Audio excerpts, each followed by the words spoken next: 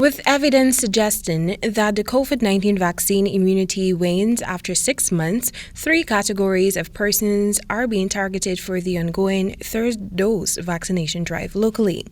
Those categories of persons include frontline workers, persons 50 years and older, and persons between ages 18 to 49 with comorbidities. Those with comorbidities must satisfy the following requirements, as stated by Dr. Frank Anthony during his COVID-19 update on Wednesday. 1. Present their vaccination cards. 2. Show proof of medical condition, that is, clinic card or medical document that reflects the ailment or medical condition that a person is suffering from. The above documents must be presented to healthcare personnel administering the vaccines.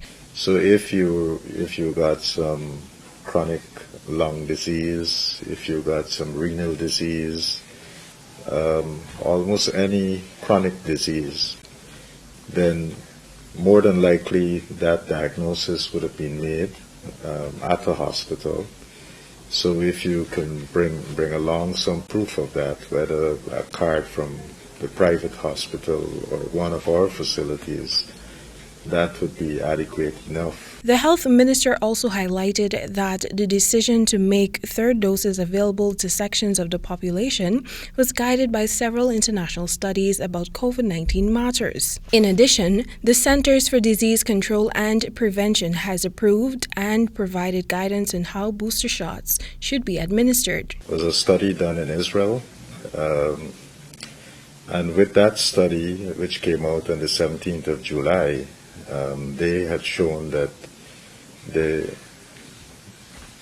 efficacy of the vaccine wanes to about 41%. Then you had other studies that were done, for example, one with AstraZeneca and Pfizer that was published on the 15th of November in Medical Review. And that shows that AstraZeneca, the effectiveness drops to about 44%.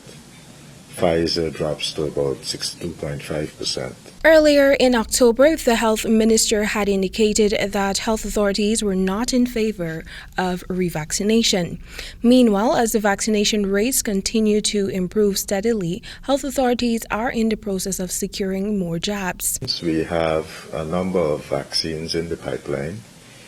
We're expecting another set of Pfizer for adults coming in early December, and we have some other vaccines that we'll get in the first quarter of next year, which includes Pfizer, AstraZeneca, and J&J.